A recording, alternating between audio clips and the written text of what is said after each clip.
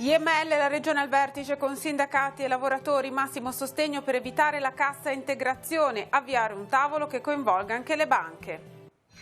È stata riaperta la passeggiata a mare di Ponente a Zoagli, i lavori consentono nuovamente l'accesso alle attività. La Regione finanzierà per il prossimo anno il ripristino della passeggiata di Levante. Tornano le auto sulla passeggiata a mare di Rapallo, traffico più leggero nel centro storico, ora proseguiranno i lavori per la messa in sicurezza del San Francesco, ma per il momento la viabilità resta così per dare ossigeno alle attività commerciali. Festa di Sant'Anna al monastero di Borzone, presentata la birra prodotta per sostenere i lavori di restauro del complesso, un'idea originale per far conoscere Borzone al di fuori dei suoi confini. Elisir d'amore domani sera a Villa Tiguglio per il Rapallo Opera Festival. Il regista tedesco Henning Brockhaus porterà in scena anche la sedia chiavarina. Buongiorno a tutti, ben ritrovati con la nostra informazione. Dunque, come avete sentito dai titoli, questa mattina a Casarza Ligure si è svolto un nuovo incontro per parlare della delicata situazione della IML, l'azienda casarzese che impiega circa 60 persone e che al momento versa in situazione di difficoltà. Ha preso parte al vertice anche l'assessore regionale allo sviluppo economico Andrea Benveduti, assieme all'amministrazione comunale e ai rappresentanti sindacali, oltre ad una nutrita rappresentanza di lavoratori. Benveduti ha assicurato il sostegno della Regione nell'avvio di un nuovo tavolo di discussione fra lavoratori, aziende e sindacati che coinvolga anche gli istituti di credito. Vediamo. Cosa può fare la Regione per la situazione della IML? IML è una realtà che stiamo conoscendo, abbiamo conosciuto abbastanza bene da vicino. È una realtà che ci preoccupa. Da quello che abbiamo capito, dai dati che abbiamo potuto acquisire, è una crisi non tanto di commerciale, di business, ma una crisi di liquidità.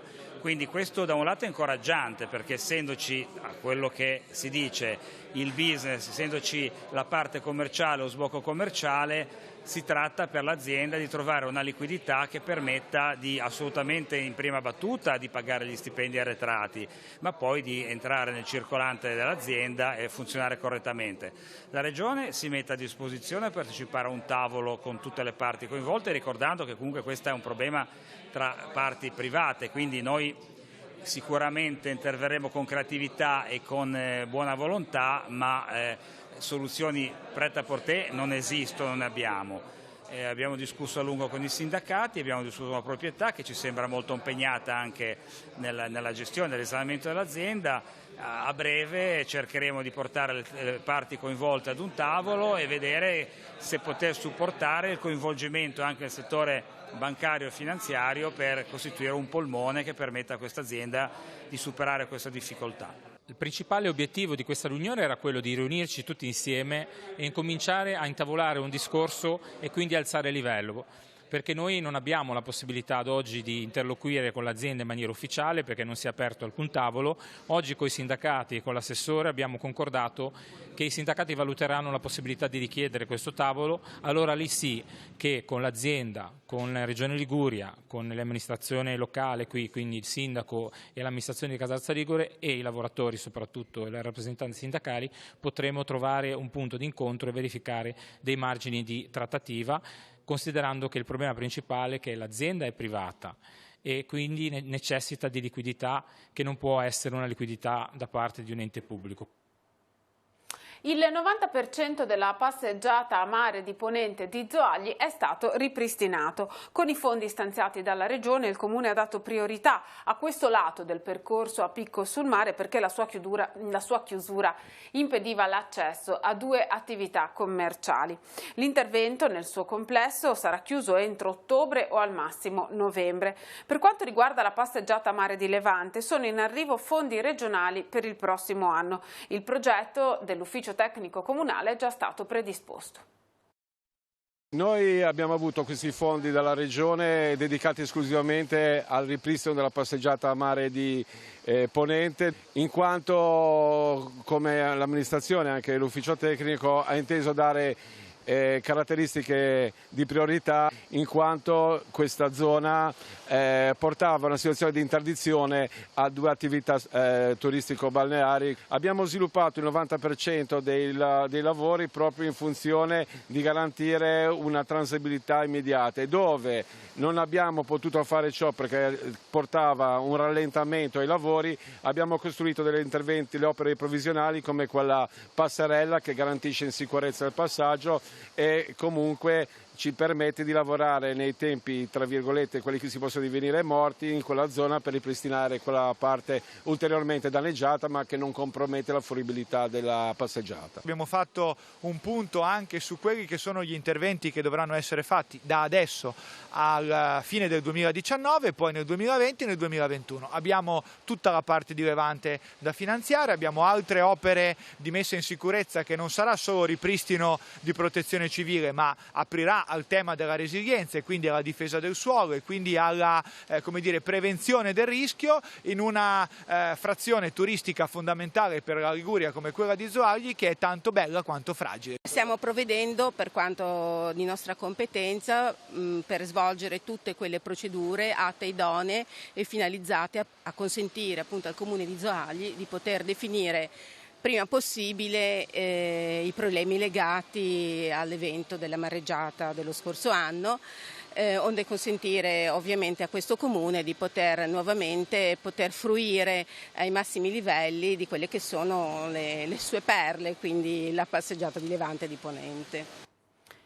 Da ieri pomeriggio è nuovamente riaperta al traffico la passeggiata a mare di Rapallo, grazie al completamento del primo tratto della messa in sicurezza del torrente San Francesco con il collaudo della nuova soletta. L'amministrazione comunale ora è al lavoro per proseguire l'intervento complessivo, ma per il momento la viabilità resterà così come è stata inaugurata appunto ieri pomeriggio, per garantire respiro alla città e alle attività commerciali.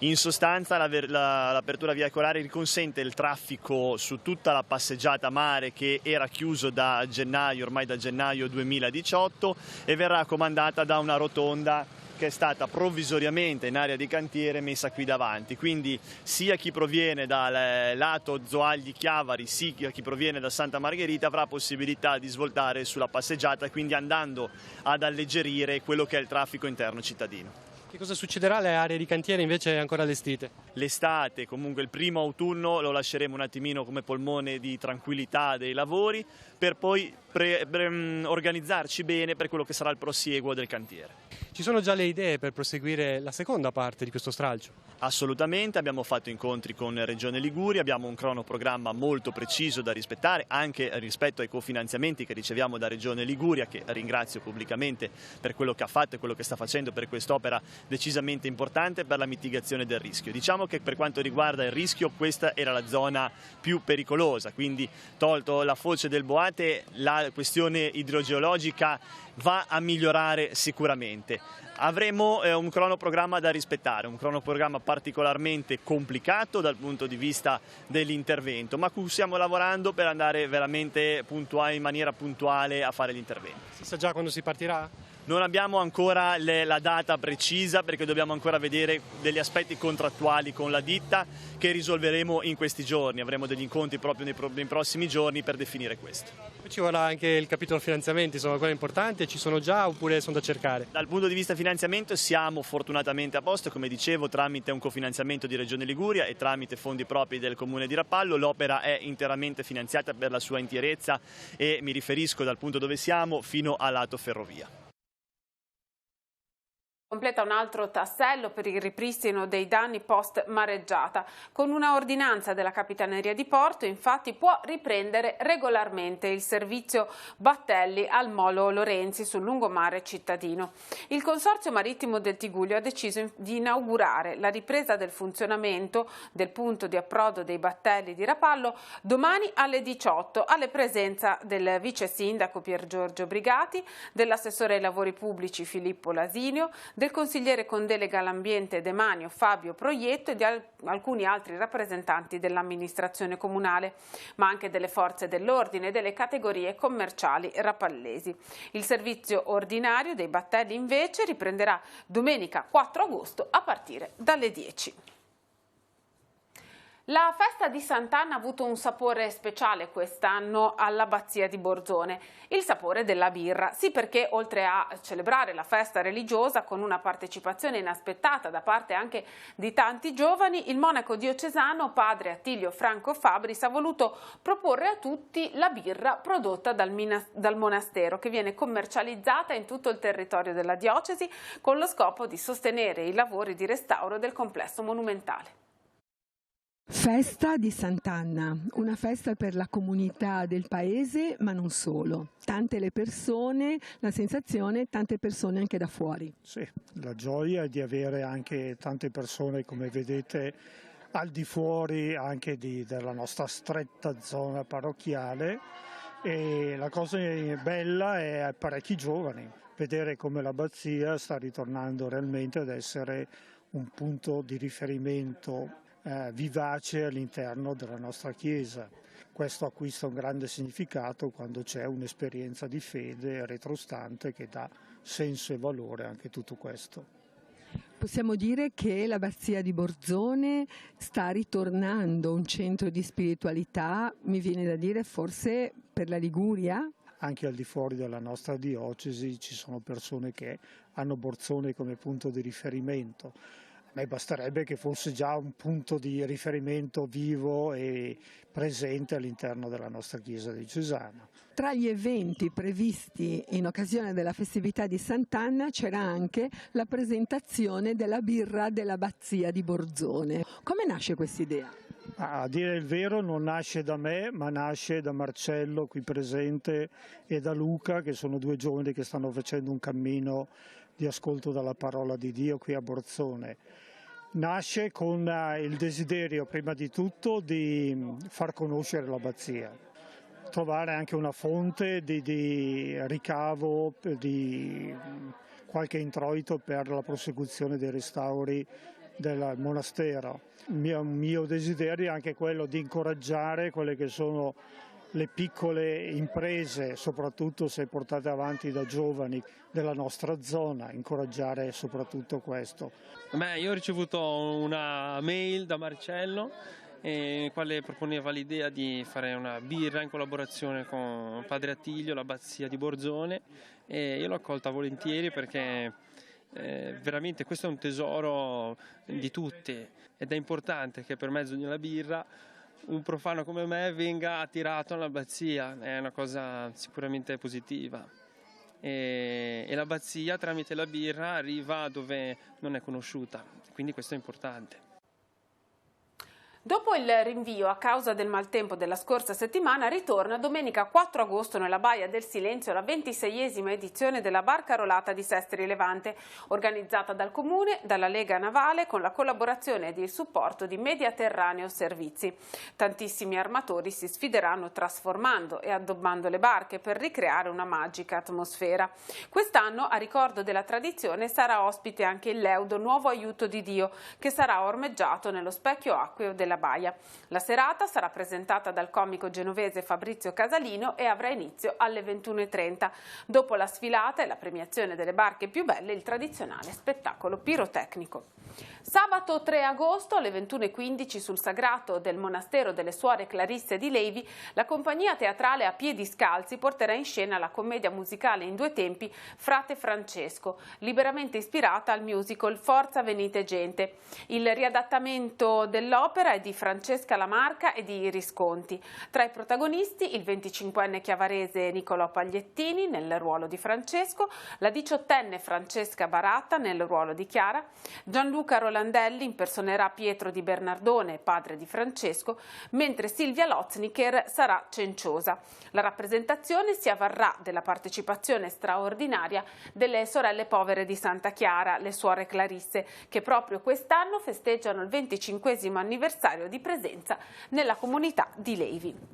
A coronamento della 4ª edizione del Rapallo Opera Festival, domani sera a Rapallo, nel Teatro all'Aperto di Villa Tigullio, alle 21:15 andrà in scena Elisir d'amore di Gaetano Donizetti per la regia di Henning Brockhaus.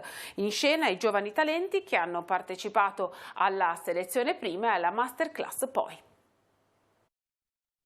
Rapallo Opera Festival ha preso le mosse con l'audizione per giovani cantanti lirici indetta ad aprile. Alcuni di loro hanno partecipato ad una masterclass con il direttore d'orchestra e pianista Leone Maggera e con il regista tedesco Henning Brockhaus, braccio destro di Giorgio Strehler negli anni '80 e regista della Traviata degli Specchi e di un Macbeth andati in scena in tutto il mondo. Dopo la masterclass io non osavo invitare il maestro a mettere in scena lo spettacolo Elisir d'amore, ma si è trovato talmente bene nell'atmosfera di Rapallo e quindi ci sta onorando e mette in scena l'Elisir d'amore. Mi sono trovato nell'imbarazzo ma anche nella provocazione di inventarmi uno spettacolo con niente, e per questo l'ho fatto, perché questo è anche uno stimolo di tirare fuori delle cose teatrali che di solito non si fa o non si vede. Ho accettato questa sfida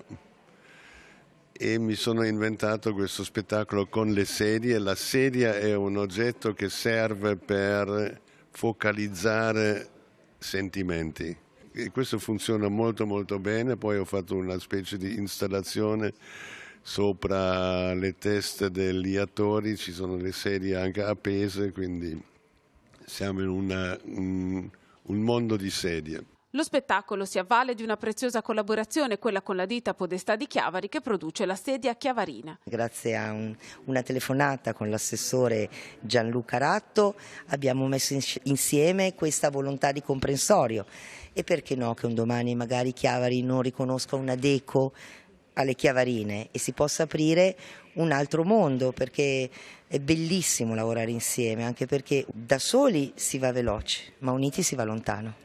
Con il Rapallo Opera Festival, giunto alla sua quarta edizione, si apre la possibilità di completare un trittico che comprende lirica, teatro e danza e che trasformerà il prossimo anno Rapallo in quella che viene immaginata come la città dei festival. Uno è il Festival del Balletto, che è storico festival, e l'altro è il Festival di Valle Cristi.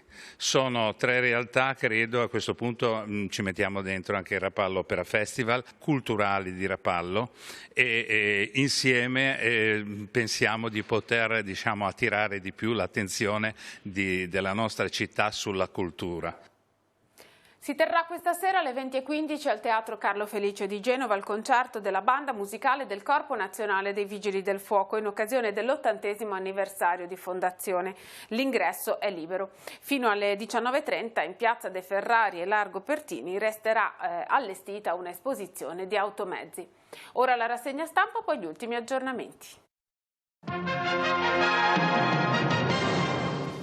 Avvenire titola "Migranti siamo noi", il quadro preoccupante del rapporto Svimez, scarseggiano spesa pubblica e investimenti, continua la fuga dal sud Italia, in 15 anni sono andati via 2 milioni di abitanti, mezzo paese alla deriva, crescita negativa, si amplia la forbice con il nord. Tra spiagge e web, giornalisti rom, Salvini perde la testa e le staffe, il vice premier definisce Zingaraccia una rom che in un video gli augura un proiettile. E andiamo invece ad altre notizie, un suicidio assistito anche per la politica, niente intesa ma senza legge ci sarà la sentenza della consulta. E adesso invece a bordo di questa nave Alan Kurdi 40 migranti, bambini già feriti, Avvenire di Calabria, insulti e minacce ad un prete giornalista, e poi ancora indulgenze ad Assisi e Bibbione, tempo di perdono. Ma la videonotizia è dedicata ad una mamma di Londra, parla la madre della bimba colpita da emorragia per cui i medici vorrebbero interrompere i supporti vitali, la mia tafida da curare non va fatta morire. Ma secondo i medici invece devo morire, facciamo vedere come sei brava ad alzare il braccio, chiede la mamma, la bimba accenna un movimento, ti fa di stringere il pugnetto e scriccola la stagnola che tiene in mano come gioco e terapia. La struttura londinese ha comunicato alla famiglia le sue intenzioni nel migliore interesse della paziente e la famiglia ha fatto ricorso all'Alta Corte, chiede che venga trasferita al Gaslini di Genova, pronto ad accoglierla. Siamo sul secolo XIX che titola Berlusconi Junior, Mediaset cerca alleati in Europa, in Italia poche sicurezze. Il futuro della TV, in palio c'è un mercato che vale 100 miliardi, arriva anche la Disney. E invece nasce Progetto Italia, il colosso delle costruzioni che farà il nodo di Genova. Si parla anche della nautica, più vicina alla riforma che rilancerà il Made in Italy. Il porto di Genova senza container, reportage dal passato.